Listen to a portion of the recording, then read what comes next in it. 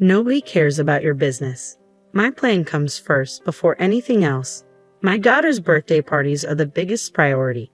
If you don't get her gifts right away, I'll ruin your daughter's funeral." A deafening yell from my mother-in-law made me regret picking up her call, especially at a funeral. I was shaking with anger. "My name is Amy. I'm a housewife in my mid-40s with a high school-aged daughter. You might think a high school girl would be fussy about makeup and fashion, rejecting clothes her mother buys, but my daughter is different. She gets along with me and gladly wears the clothes I pick out. She's a considerate and kind girl, but she's not like most girls her age. She can't lead a normal life, putting on makeup, dressing up, falling in love, and enjoying her student life. It's tough." "Are you okay? How's your fever?" "It's a bit down." "Want to eat something?" "I'm not hungry. I don't want anything." "You shouldn't say that. If you don't eat, you won't have any energy. I'll prepare some soup for you, okay?" As I worried over my bedridden daughter, I continued with the household chores. My daughter, Hannah, is sickly and suffers from a weak constitution. There's a medical term for her condition, but I won't go into details here. A week after Hannah was born, her umbilical cord fell off and blood gushed out. We rushed her to the hospital where they diagnosed her with a certain disease. Since then, despite numerous treatments, she has never fully recovered and lives with the disease. Regular hospital visits are a must, and due to the side effects of her medication, her health often deteriorates. During severe periods, she has to be hospitalized. Since becoming a high school student, she's hardly been able to attend school. By any standard, it's unlikely she'll graduate at this rate. Nevertheless, Hannah goes to school on days she's well. On those days, she tries to be like a normal high school girl, fussing over her hairstyle, which brings a smile to my face. She doesn't wear makeup because it's against school rules. A diligent and good girl, even when suffering from illness, she strives to live with a cheerful spirit. I am proud to have a daughter like her. My husband is equally smitten with our daughter. If she becomes bedridden, he's quick to say, "I'll take the day off work and look after her." Of course, I have to give him a little push and send him off to work. We need him to keep bringing home the bacon, or we'll fall into a financial crisis. When I assure him that I'll take good care of Hannah, he reluctantly heads off to work. That's our everyday life. We're worried about our daughter, but our family is in good spirits, and I have a strong bond with my husband. I was blessed, living a peaceful life, but there was one person who wasn't pleased with our situation. Hannah is running a fever again. It's just pitiful. I wonder who she takes after. "Mother-in-law, what brings you here today?" "What's the matter? Can't a mother visit her son's home? You're such a cold-hearted daughter-in-law. A frail granddaughter and a demon for a daughter-in-law. Lord, if I could only have the post-retirement years that I dreamed of." "Yes, the person who is unhappy with our household is my mother-in-law. She frequently visits our home, which is just 3 bus stops away, and constantly spews her classic passive-aggressive remarks. She's enjoyed tormenting me ever since we got married. Now she's also unpleasant towards Hannah. Doesn't she find her own granddaughter adorable?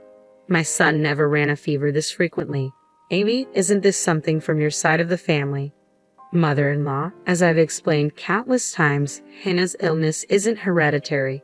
It's—" "No, I'm sure your family's genes are playing a role here. I always knew taking you into our family was a bad idea." My mother-in-law seems fixated on belittling my family lineage, and her snide remarks never end. Eventually, I've grown accustomed to dealing with her, realizing that arguing is a waste of time. I let out a sigh, grabbed the freshly made soup, and headed to Hannah's room. "Hey, I'm not finished talking yet." I could hear her yelling from behind, but I just ignored her. Once I entered Hannah's room, her voice became faint. "Grandma came over again, didn't she?" "Right, same old mother-in-law bashing. No helping it, I guess. Grandma's just—" My daughter Hannah let out a raised smile, but I know she understands. There's no way she can't hear my mother-in-law's loud voice, yet Hannah never speaks ill of her grandmother. On the contrary, she'll make a guilty face and say, "I'm sorry, Mom. It's because of me." "Hannah, it's not your fault at all." She's not at fault in the slightest, yet Hannah apologizes to me. I don't want her to feel this way, so my husband and I always greet her with smiles. We create a cheerful atmosphere, not wanting her to dwell on negative thoughts, but my mother-in-law destroys that atmosphere in an instant. As I hugged Hannah tightly, I bit my lip, feeling her thin body so unlike a healthy high school girl. Feeling Hannah's warmth, I felt a sense of relief but also realized that I must start keeping a distance from my mother-in-law. My days are occupied with taking care of my frail daughter, and on the rare days she goes to school, I worry non-stop. I took back our house keys from my meddling mother-in-law. Days were filled with endless quarrels with her, my husband working hard for our beloved family, and my laughing daughter Hannah. Despite everything, they were peaceful days, and I thought they would last forever. I don't know why I believed that. There's no such thing as forever. Everything that begins must also end. On a rainy summer day, Hannah fell ill amidst the unrelenting heat. The doctor looked grim as he reviewed the test results. I held my trembling daughter in my arms, and then she was admitted to the hospital. Summer vacation had begun, and by the time it ended, Hannah was still in the hospital, still receiving treatment. Those were incredibly difficult and painful days. Hannah looked like she was suffering so much. Even so, I believed she would recover. She would surely get better. More than anything, Hannah herself believed that. But Hannah passed away. Dad, Mom, I love you. Those were her last words before she embarked on her far-off journey. Looking up at the dreary sky as the autumn rain continued to pour, I was in tears. The tears wouldn't stop. It was raining during the funeral too. It felt like the sky was crying for me as I was too busy to even shed tears. The tears I shed on the day Hannah passed away have now dried up. I was that busy. My husband too had taken time off work and was rushing around. I was swamped with contacting relatives and Hannah's school. That's the only way I could cope. I couldn't stand it unless I was busy. The loss I felt from losing Hannah was that immense. Many people came to the funeral in the rain. Even though she didn't go to school much, many of her friends came to pay their respects, and they all cried. There were kids who screamed and cried out in disbelief. Some broke down, crying, saying they would love her forever. Watching them, I felt a perverse sense of happiness. Everyone loved Hannah. Knowing that she was a child who was so loved, I couldn't help but feel happy. Many people spoke to me, and they all praised Hannah. My parents hugged me as they cried, and I couldn't help but break down in tears. It was then that my phone, which was in the pocket of my black funeral attire, vibrated. I had my phone on me in case someone needed directions to the funeral, so I quickly stepped away from my seat and looked at the screen. The caller ID showed it was my mother-in-law. My father-in-law had already passed away, and although I had contacted my mother-in-law, she hadn't come to the hospital during Hannah's final moments, claiming it was impossible because she was far away. She said she couldn't attend the funeral today either because she had something important to do. But I wondered if she might have changed her mind and wanted to say goodbye to her grandchild. So I answered the phone, but I instantly regretted it. "Amy, what on earth are you doing?" she yelled at me. "Huh? I'm at Hannah's funeral. Stop joking around and get over here right now to your place." "That's impossible. What are you talking about?"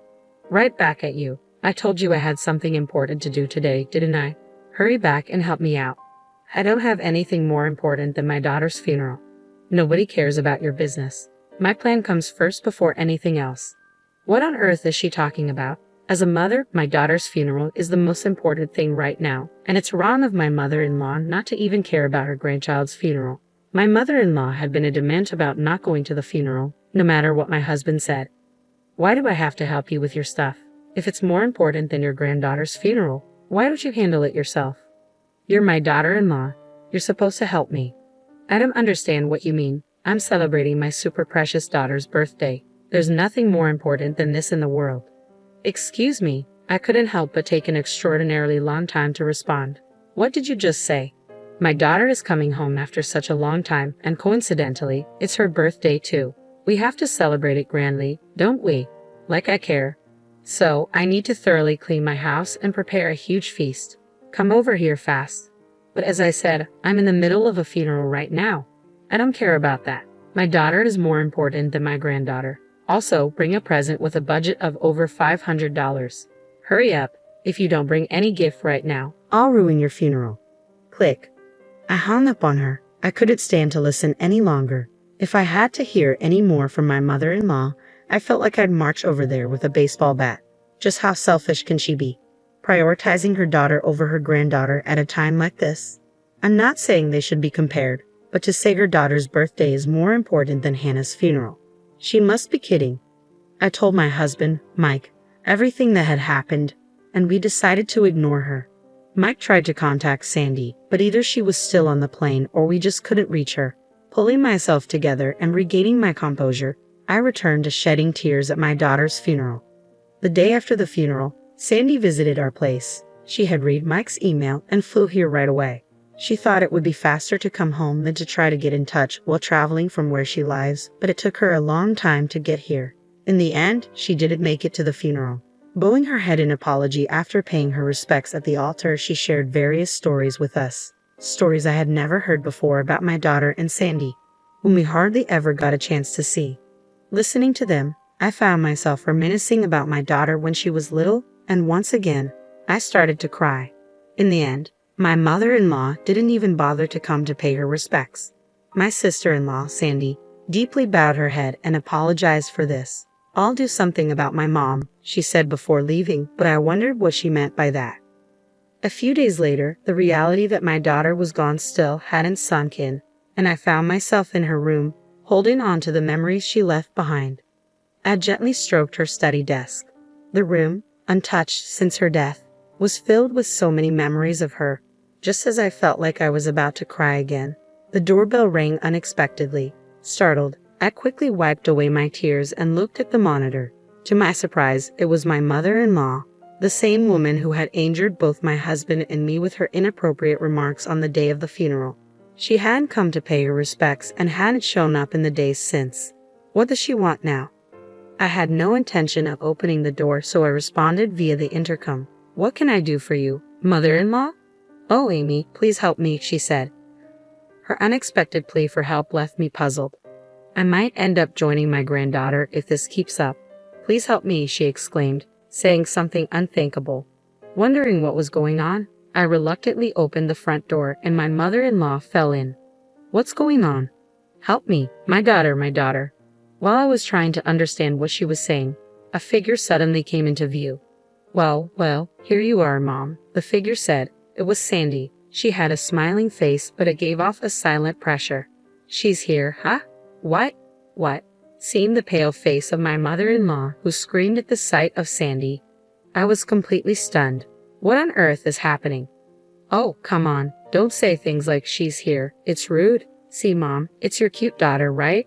No, not cute at all. What in the world is going on? Just the other day, she was talking about her daughter's birthday being more important than my daughter's funeral. What happened in just a matter of a few days? While I stood there bewildered, Sandy handed something to our mother-in-law. "Don't worry, the next part is much easier. Here, you just need to put this on your head and go about your life." Saying this, Sandy put it on my mother-in-law's head. She shook it off and hid behind me. "I'm not wearing that." "Why not? People will think I'm a weirdo if I walk around with that on my head." Wondering what on earth it was, I looked at the object that had fallen to the floor. It was a mask, not the kind you would see at a fair, but something else. A mask that you might see worn by a tribe living deep in Africa during some strange ritual, the kind of thing a shaman might like. And why does Sandy have something like this? Why put it on my mother-in-law's head? "This mask is used for fortune-telling," Sandy explained.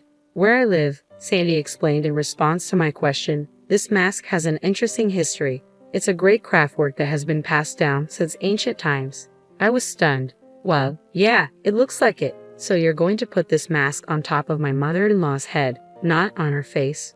"Right, if it's on her face, she wouldn't be able to see anything. This isn't an ordinary mask with holes for the eyes. If it did have holes, I wouldn't mind letting her wear it on her face." "And what happens when she puts it on?" "Oh, you didn't know? This mask has a demon repelling effect." As if I would know about such an effect.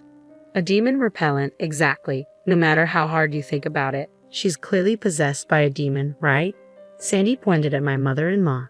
Her own daughter saying such a thing. So this is what she meant by, "I'll do something about my mom." If she wears this for a few days, I think she'll definitely become a normal human being with morals. I've been trying several methods for the past few days. A different method. I had her wear a necklace of garlic and run around the neighborhood. Isn't that for vampires, not demons? Or are vampires also demons? I'm not quite sure, but oh well. But what's with the running? Is that why my mother-in-law's been looking so worn out?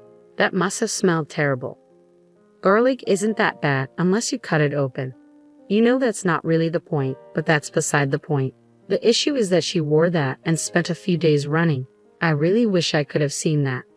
Do you want to see the pictures? Oh yes, please. Sandy has pictures. What a pro. You guys, what are you so happy about? Show a little more sympathy for me. My mother-in-law started to complain as Sandy and I were laughing and looking at the pictures. I almost forgot she was here. Why do we have to show sympathy for you? Sandy looked up from her phone and glared at her mother-in-law. Why? Because you're my daughter. If you want sympathy from your daughter, why don't you become a person deserving of sympathy? Do you think there's anyone else as sincere as I am? My mother-in-law retorted. Where's the good in someone who dismisses their grandchild's funeral as whatever? Sandy exclaimed, her mouth wide open in anger. When I rushed home for my niece's funeral, I found you just lying at home. When I asked if the funeral was over, you boldly said you didn't go. I thought maybe you were sick, but you were just doing push-ups to show how fit you were. Push-ups? I echoed in disbelief. She wouldn't even go light an incense at the wake. I don't care about my birthday. Screw that, Sandy continued. What are you talking about? It's a parent's duty to celebrate their child's birthday. I've never heard of a grandmother prioritizing her daughter's birthday over her grandchild's funeral. The shouting match grew so intense that both Sandy and my mother-in-law were panting heavily. That's why I'm saying we need to cleanse this rotten character of yours as if you've been possessed by a demon, and start over. Sandy cried out, tears suddenly rolling down her cheeks. It's pitiful that Hannah had a grandmother like you. Her words stuck in my throat. Sandy loved my daughter too. Even if the time they spent together was short, there was no doubt that Sandy loved her. Holding back the tears that threatened to spill, I stared hard at my mother-in-law. She faltered for a moment under my gaze. Mother-in-law, I said firmly, what did you do for my daughter when she was alive? And I'm not talking about giving her stuff. You didn't even care about her, did you? So what if I didn't? She snapped. There's no way I could have doted on such a frail child just because she's my granddaughter. But my daughter adored you, I said quietly. At my unexpected words, my mother-in-law was at a loss. I told her to wait a moment and went back into the house. From my daughter's room, I took something and returned to my mother-in-law, who was still at the entrance. Then I handed her a letter. What's this? She asked, looking puzzled. It's a letter from my daughter to you. My mother-in-law looked back and forth in surprise between me and the letter. In my hand was a letter certainly addressed to Grandma in my daughter's handwriting. She tentatively opened it and began to read. As she read, her eyes widened, and before we knew it, tears were welling up. No, I didn't do anything for Hannah, she whispered, her voice breaking. I was never kind to her or showed her love. Crying out, my mother-in-law collapsed to the ground on her knees. Picking up the letter that had fallen from her hand, my sister-in-law also read it. Sorry for not being a healthy granddaughter. I'll try to be stronger, so don't hate me. I love you, Grandma. Hannah. Even though she was such an unloving old woman, Hannah was a kind child. Yes, she truly was, I murmured, my sister-in-law nodding with tears streaming down her face. Tears wouldn't stop from my eyes either. I'm sorry for being such a terrible grandmother. I'm sorry. Forgive me, Hannah, my mother-in-law sobbed, bowing deeply on the ground. The three of us cried together for a long time. When my husband came home to find us in tears, he was taken aback. My sister-in-law briefly explained, then took my mother-in-law home. Despite her shaky steps, my mother-in-law clutched Hannah's letter tightly. A few days later, my mother-in-law expressed her wish to pay respects at Hannah's memorial portrait. I firmly declined but told her it would be fine for her to visit the grave after the burial service.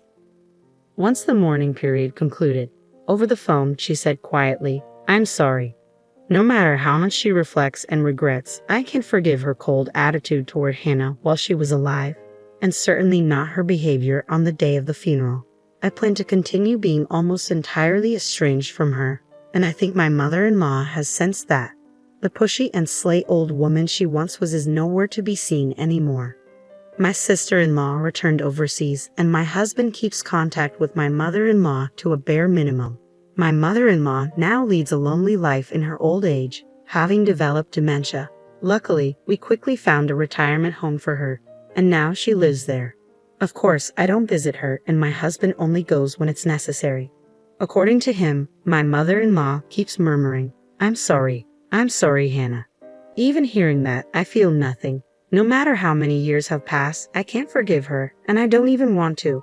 But then I think of Hannah, and my gaze falls on a picture of her smiling happily. If it were Hannah, that kind girl, she probably would have forgiven my mother-in-law.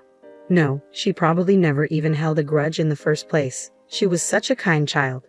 Mom, I love you. I thought I heard her voice and gently wiped my eyes.